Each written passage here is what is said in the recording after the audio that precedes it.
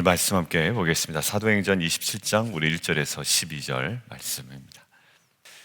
사도행전 27장, 28장은 예루살렘에서 가이사랴로 왔던 사도 바울이 이제 가이사랴에서 예수님께서 말씀하신 대로 너희가 이제 로마에 가서도 증언해야 된다라는 그 부르심에 따라 로마로 향해 가는 장면입니다. 여러분들, 우리가 좀 간단하게 생각을 해보면 가이사랴에서 로마로 이동하여 로마에서도 증언해야 한다라는 그 예수님의 명령의 근거에서 보면 로마에 도착한 이후의 과정을 오히려 조금 더 자세하게 설명하는 것이 더 맞을 듯합니다. 그런데 로마에 도착한 이후의 설명도 물론 있지만 오히려 더 많은 부분, 27장, 28장에 할애하는 부분은 로마로 가는 과정을 설명하는데 더 많은 분량과 지면이 할애되어 있다는 거예요. 그럼 왜 그럴까라는 거죠. 과정이 중요했고 과정 가운데 우리가 발견하고 묵상해야 되는 내용이 분명히 있다라는 거죠. 인생도 동일한 것 같습니다. 어제도 우리가 함께 이야기 나눴습니다만 결과, 그 마지막 부분, 그리고 성취, 또 이루어내는 어떤 그 장면도 매우 중요하지만 그것들을 이뤄나가는 모든 시간 속에 우리가 경험하는 과정은 더더욱 중요하다라는 것이 우리 보통 성도들뿐만 아니라 일반적인 사람들의 생각이기도 합니다. 인생을 마치 오늘 로마를 향해 가는 사도 바울의 모습처럼 인생을 항해에 많이 비유하죠. 모든 인생에는 목적지가 있습니다. 그것들을 알건 모르건, 내가 인정하건 인정하지 않건, 내가 인식하건 인식하지 못하건 간에 누구나에게는 목적지가 있습니다. 그리고 항해를 출발합니다. 근데 물결이 잔잔할 때도 있고 때론 거센 파도가 불 때도 있습니다. 순풍일 때도 있고 역풍일 때도 있습니다. 오늘 어찌 보면 자기의 모든 것들을 다 바쳐 하나님께서 원하시는 로마로 가는 이 사도 바울에게 하나님께서 굉장히 순조롭게 하셨다라는 것들을 우리에게 사실 강조하는 본문은 아닙니다. 오늘 첫 번째 무엇을 우리가 봐야 될까요? 자, 4절 함께 보겠습니다. 4절이요.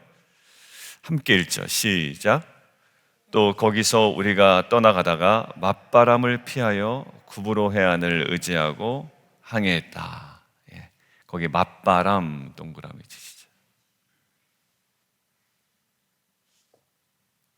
질문이에요. 사도 바울은 어찌 보면 예루살렘으로 가면 결박과 환란이 기다린다라고 하는 그 메시지 앞에 그거를 피하는 선택을 하지 않았죠.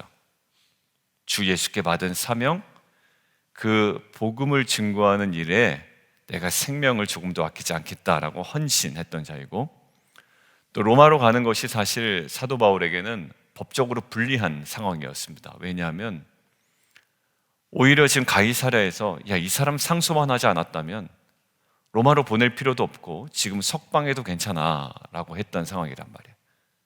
근데 오히려 자신에게 유리한 상황을 마다하고 어찌 보면 사도 바울은 헌신했던 거잖아요. 그럼 헌신한 삶에 맞게, 헌신한 사람에게 합당한 로마로 가는 여정은 최소한 그래도 좀 여유롭고 아니면 좀 불편하지 않아야 되는 것 같은데 그 과정 중에 뭐가 있냐면 맞바람이 있었다라는 거예요. 여러분들, 그리고 뒤에 본문, 주일 본문에 보면 심한 풍랑을 만나게 됩니다. 사실 우리 안에 우리가 헌신했으니 하나님 이러한 것들이 내게 보장돼야 되겠습니다 라고 하지만 사실 베드로 사도는 우리에게 그렇게 이야기하고 있지 않죠. 베드로 전서 우리 4장 함께 보겠습니다. 베드로 전서요. 베드로 전서 4장 12절입니다. 사랑하는 자들아, 너희를 연단하려고 오는 불시험을 이상한 일 당하는 것 같이 이상히 여기지 말고 오히려 너희가 그리스도의 고난에 참여하는 것으로 즐거워하라.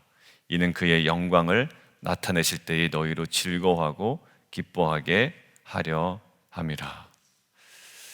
16절, 만일 그리스도인으로 고난을 받으면 부끄러워하지 말고 도리어 그 이름으로 하나님께 영광을 돌리라. 사실 베드로전서뿐만 아니라 야고보에서도 그렇고 사도 바울의 서신에서도 이 고난에 대한 이 해석과 진단은 동일한 관점이었습니다. 지금 로마로 가는 어떻게 보면 헌신한 사도 바울에게 임한 이 맞바람, 이것은 그가 그의 인생길을 잘못 가고 있다라는 증거가 아니라 오히려 그 가운데 하나님께서 도우실 것들을 기대하는 그 수많은 위기 상황 가운데서도 하나님께서 그에게 허락하시는 그 기회를 붙잡고 나아갔던 사도 바울에게 동일하게 역사하셨던, 여전히 하나님의 은혜가 떠나지 아니하는 귀한 순간이었음을 저희는 믿습니다. 저희의 그 최근의 삶 속에 그 여러분의 뜻대로 또 여러분들의 의도대로 되지 않았던, 오히려 정말 지극히 내가 하나님 앞에 헌신했음에도 불구하고 그와 전혀 상반된 인생의 맞바람을 경험하는 분이 계시다면 그것이 여러분들이 길을 잘못 가고 걸어가고 있다는 그러한 증거가 아니라, 그럼에도 불구하고 하나님께서 여러분들의 삶에 동행하신다라는 그런 믿음이 더해지는 귀한 공동체 되기를 주님의 이름으로 축원합니다. 이런 어떤 맞바람이 있는 인생 가운데 우리가 주목해야 되는 것, 우리가 두 번째 함께 보겠습니다. 온전한 바른 길로 가야 된다라는 겁니다. 여러분들 1절 한번 보실까요? 우리가 배를 타고 이달리아로 가기로 작정되었다. 근데 그 배를 타는데요, 몇 번을 좀 갈아타야 되는 과정이 있습니다. 우리가 읽어도 여기가 어딘지를 모르고 이거 괜히 써놓은 거 아니냐라고 할 정도로, 사실 성경 공부할 때 지도를 보면 이런 경로구나 라는 것들을 아마 여러분들 머릿속에 이미 있으신 분들이 있을 거예요. 성경 공부나 해야 우리가 알고, 하고 난 다음에 또 까먹는 그 지도, 그리고 이 어떻게 보면 굉장히 생소한 이 배 이름들이 우리에게는 불필요한 것처럼 느껴지는데, 자, 이 배들이 어떤 배들이냐면, 여러분들 거기 한번 볼까요? 아드라무떼노라고 돼 있죠. 아드라무떼노라는 배가 아마 그 지명 이름이었던 것 같고요, 거기서 출항되는 배였던 것 같아요. 자, 거기서 이 배를 타고 어디로 가냐면 바로 가는 것이 아니라, 자, 6절 보실까요? 알렉산드리아 배를 만나 우리를 거기서 오르게 했다라는 거예요. 한번 갈아탑니다. 근데 알렉산드리아라고 하는 배는 어떤 배냐면, 예전에 성경 공부나 아니면 우리 주일 예배 때 사도행전 강의할 때 이야기했습니다만, 이 배는 곡물 수송선입니다. 이집트에 있는 곡물을 로마로 수송하기 위한 이 곡물 수송선이죠. 또 곡물 수송선에 이제 사람이 탄 겁니다. 뭐 그 당시에는 이것들이 같이, 또 화물뿐만 아니라 사람도 같이 탔지만, 이것들이 한마디로 여객선은 아니란 말이에요. 지금처럼 우리가 어디 여행 가면 그 배 타고 가는 여행, 크루즈 여행처럼 그런 어떤 배는 아니란 거죠. 근데 이것들을 묵상하고 있는데, 배의 화려함보다 중요한 것은 지금 사도 바울이 이 로마로 향하고 있다라는 거예요. 이 배가. 우리는 인생의 여정, 항해하는 여정 중에 주목하는 요소가 있습니다. 어떤 배냐라는 주목을 해요. 근데 어떤 배냐라는 데 있어서의 그 주목해야 되는 지점은 얼마나 화려하냐라는 것이 사실상은 아니죠. 사도 바울이 얼마나 화려하냐, 얼마나 만족스럽냐, 얼마나 편하냐가 아니라, 사도 바울의 인생에 있어서 가장 중요했던 거냐, 바른 목적지냐라는 거예요. 곡물수송선입니다. 난파를 당하기도 하고 어려움이 당할 수도 있어요. 그런데 이 배는 항상 어디를 향해? 로마로 향하는 배였다라는 거예요. 저와 여러분에게 그러한 인생에 흔들리지 않는 그 목적지로 향하는 이 항해에, 정말 그것이 때로는 내 마음에 들지 않는 배일 수도 있고 여러 번 갈아타야 되는 배일 수도 있지만, 한결같은 하나님께서 우리를 부르시는 그 바른 길로, 그 인생의 온전한 목적지로 향해 가는 걸음이 끊이지 않는 저 여러분 되기를 원합니다. 사역자는 물론이거니와 인생에 나를 하나님의 그 제자로 부르셨다라는 이 부르심 앞에는 가장 중요한 것은 온전한 목적지를 바로 설정하고 가는 것. 여러분들 죄수를 이송하는데 배에 타고 있었어요. 바울에게는 그 죄수를 이동하는 것이든 곡물 수송선이든 전혀 지장이 없었습니다. 왜냐하면 로마로 향하는 배를 타고 있다라는 그 사실 하나이기 때문이죠. 폼나지 않은 거일 수도 있습니다. 그런데 사도 바울에게는 로마로 향한다라는 분명한 목적이 있었습니다. 우리의 겉모습이 아니라 사명에 관심을 두고 사실 우리는 실망하지 않아야 합니다.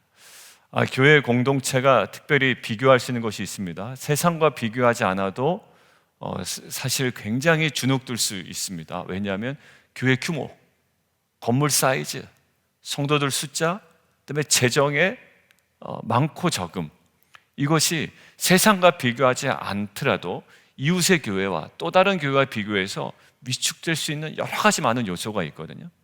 그런데 당당한 교회가 있습니다. 어떨까요? 그런 거 다 알고 있어요. 격차도 알고 있고 차이도 알고 있고, 그렇지만 우리가 가진 분명한 사명을 알고 있고 그대로 걸어가고만 있다면 그 배가 화려하면 그 어디 쓸모짝에 있겠습니까? 그 목적지가 분명한 걸음을 걸어가고 있는 교회 공동체, 또 그런 성도가 되기를 주님의 이름으로 축원드립니다. 자, 그리고 이 맞바람이 치는 인생 앞에 눈에 띄는 모습이 하나 있는데, 자, 백부장 율리오라는 사람이 나타납니다. 근데 백부장 율리오가 3절에 보면 친절히 대하고 친구들에게 가서 대접받기를 허락한다. 시돈에 잠깐 머물러 있어요. 그런데 이 율리오가 바울을 아주 친절하게 대하는 겁니다. 그래서 갔다 와라. 누구를 만나요? 시돈에 있는 친구들. 아마 사도 바울이 시돈에 직접 가서 복음을 전한 기록은 없습니다만, 그 예루살렘에 핍박이 왔을 때 많은 사람들이 흩어졌죠. 흩어진 사람들을 통해서 아마 복음이 증거될 가능성, 또 여러 가지 이유가 또 있죠. 에베소에 와서 복음을 듣고 들어가서 골로새 교회처럼 그렇게 교회를 세웠을 가능성, 우리는 잘 모르지만 거기에 누가 있었다? 바울의 정말 영적인 동역자들이 있었다라는 거예요. 그리고 이것들을 연결해 줄 수 있는 백부장 율리오의 그 친절함. 여러분들 나중에 보면 로마에 도착해서 또 그것들을 마중 나온 사람들이 있고요. 그리고 사도 바울은 항상 자기가 텐트를 만들며 사역을 감당했지만 때마다 재정적인 어려움이 있을 때, 그리고 그들의 자의로, 또 그들이 스스로, 또 사도 바울의 여러 가지 재정적인 부분을 채워줬던 그 돕는 자들이 있었습니다. 여러분들 결국 우리의 어떤 그 맞바람을 치는 인생을 걸어갈 때 하나님께서 우리에게 주시는 은혜 중에 하나가 귀한 동역자를 만나게 하시는 거라고 저는 믿습니다. 저도 저와 여러분이 이미 많이 경험했고요. 그리고 이것이 그렇게 보이지 않을지라도 나중에 지나고 보면 참 인생에 있어서, 또 우리가 사역을 함에 있어서 귀한 동역자이었구나라는 것들을 생각할 때가 있습니다. 근데 이런 나눔들을 성도님과 이야기하다 보면 어떤 이야기를 하시냐면, 제 인생에는 부모부터 해서 또 동역자를 제대로 만나본 적이 없습니다라고 이야기한 부분이 있어요. 부모는 저에게 그렇게 잘해준 적도 없고, 또 인생의 동역자들은 고사하고, 사실 교회 공동체 생활하면서 너무나도 힘들었습니다라는 그 상처가 이렇게 많이 튀어나온 분들이 있습니다. 충분히 그럴 수 있죠. 그것도 어찌 보면 인생의 맞바람이라고 저는 생각이 듭니다. 그런데 오히려 그것을 통해서, 그분의 어떤 고백을 통해서 우리가 주목하는 것은 뭐냐면, 그로 인하여 하나님을 더욱더 깊이 의지하게 되었다라는 거예요. 야, 사람은 진짜 믿을 것이 못 되구나. 심지어 부모마저도 거기에 받은 큰 상처로 인하여 오히려 와르르 무너진 인생도 있지만, 오히려 그것 때문에 하나님께 더욱더 가까이 갔던 인생도 저희는 적지 않게 볼 수가 있었습니다. 여러분들, 복음 안에서는 우리가 어떤 것도 핑계 댈 수가 없습니다. 우리가 들장미 소녀 캔디도 아니고요.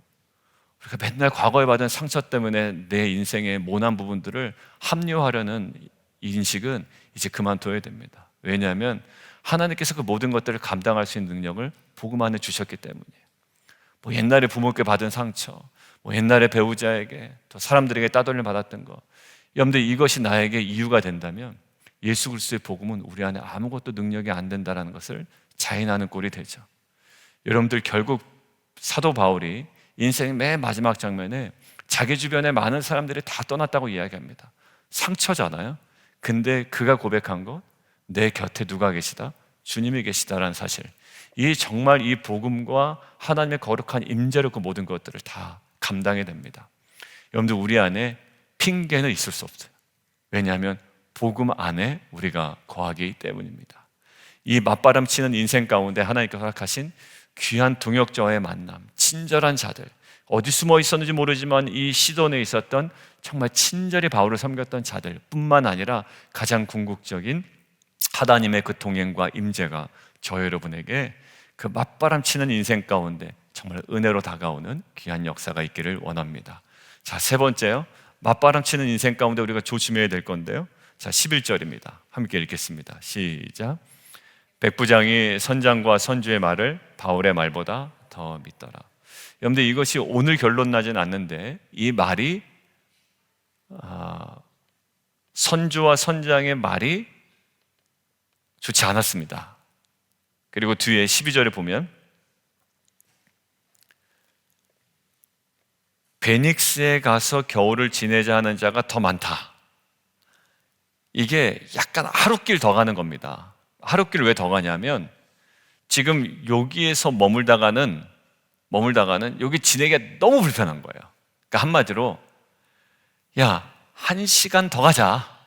지금 우리가 너무 피곤하지만 1시간만 더 가자. 그럼 거기에 먹을 것도 많고 호텔도 있고 숙박시설도 깨끗하다. 약간 이런 느낌이에요. 그런데 지금 때가 어느 때라고요? 9절. 금식하는 절기가 이미 지났다. 금식하는 절기 밑줄 그어놓으시고 대속제일을 적어놓으시면 될 것 같고요. 그 당시의 달력으로 보면 7월 10일이죠. 우리가 7월 달에 절기가 많죠. 7월 1일 나팔절, 7월 10일 대속제일, 7월 15일 무슨 날? 수장절, 장막절. 그렇죠, 여러분? 7월 10일이 대속제일인데 이게 이제 지금 요즘 우리 양력으로 따지면 9월 정도 됩니다. 그러니까 대속제일이 지났다라는 것은 그 지역의 기후 조건이나 상황들을 볼 때 이제 배를 운행하기 좋은 날씨다, 좋지 않은 날씨다, 좋지 않은 날씨다라는 거예요. 그 전에까지는 뭐 이렇게 마음대로 다녀도 되지만 그 전에는 예측할 수 없는 상황이 몰아도 되잖아요. 그래서 한 3개월 동안은 쉰다, 배도 쉰다. 근데 이게 이제 딱 거기에 걸리는 겁니다. 그러니까 사도 바울이 사실 배 타고 많이 다녔던 사람이에요. 사도 바울도 자기가 직접 운행은 하지 않았지만, 왜냐하면 배 타고 옮겨갔죠. 구부로 섬도 갔죠. 여러분 다 배 타고 이동했던 거 아니에요. 파선의 위험도 여러 번 겪었다라고 나중에 이야기하지 않습니까? 근데 어떤 그런 경험치뿐만 아니라 사도 바울에게는 어떤 그 지혜가 있었던 거예요. 복음 안에서. 그러니까 지금 여기서 머물자.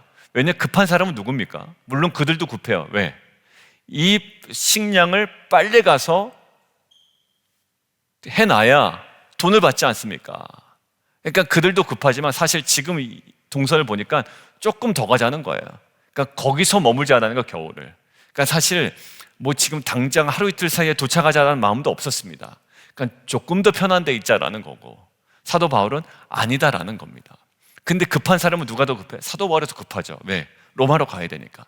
근데 사도 바울이요? 조급해하지 않아요. 이 흐름 가운데 아니 그냥 여기에 머물자고 이야기합니다.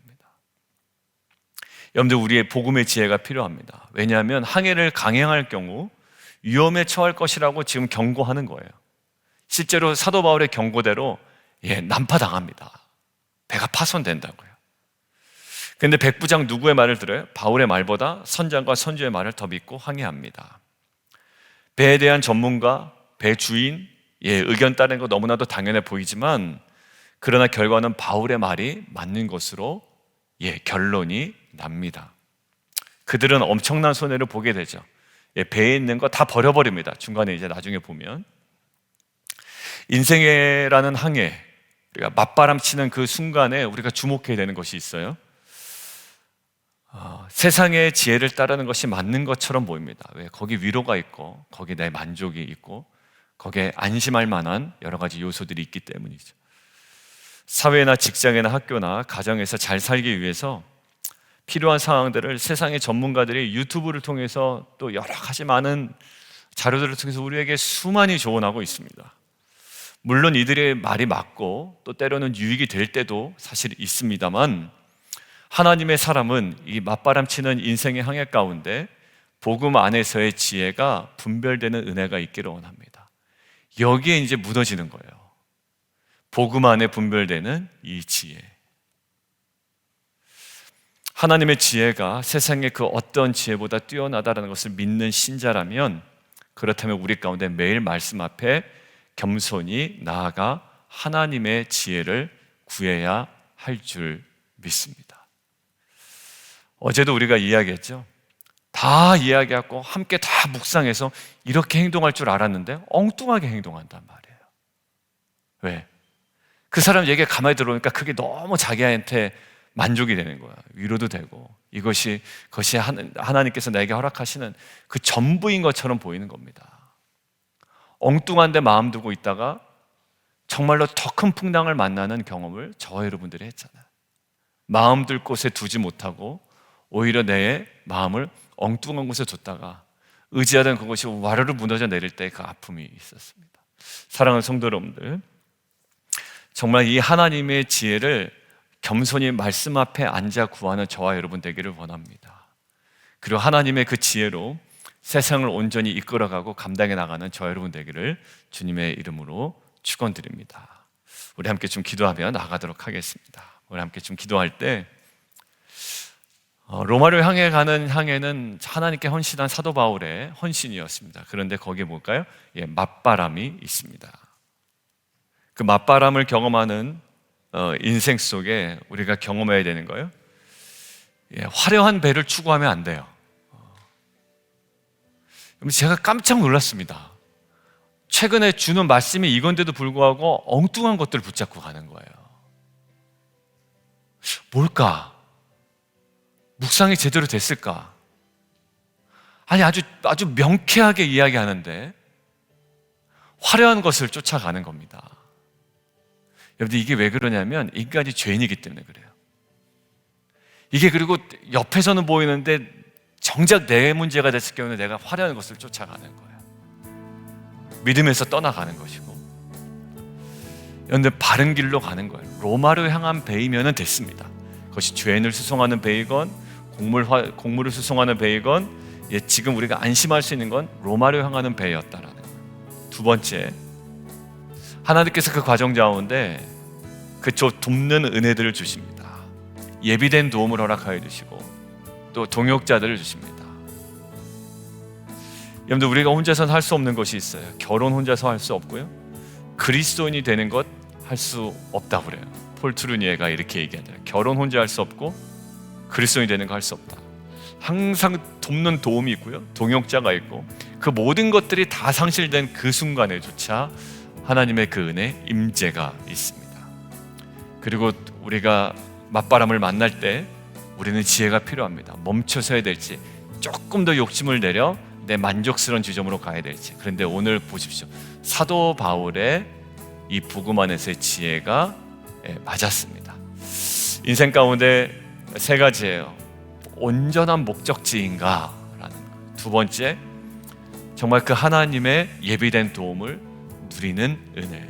세 번째, 우리에게 정말 복음 안에서의 온전한 지혜가 필요합니다. 이것들을 통해 로마로 향하는 과정이 우리에게 불편한 여정일 수는 있지만, 이것들을 통해 하나님께서 이루실 것들을 저희가 절망하지 않고 소망 가운데 걸어가는 저 여러분 되기를 원합니다. 이 시간 함께 좀 기도하며 나가도록 하겠습니다. 함께 기도하겠습니다.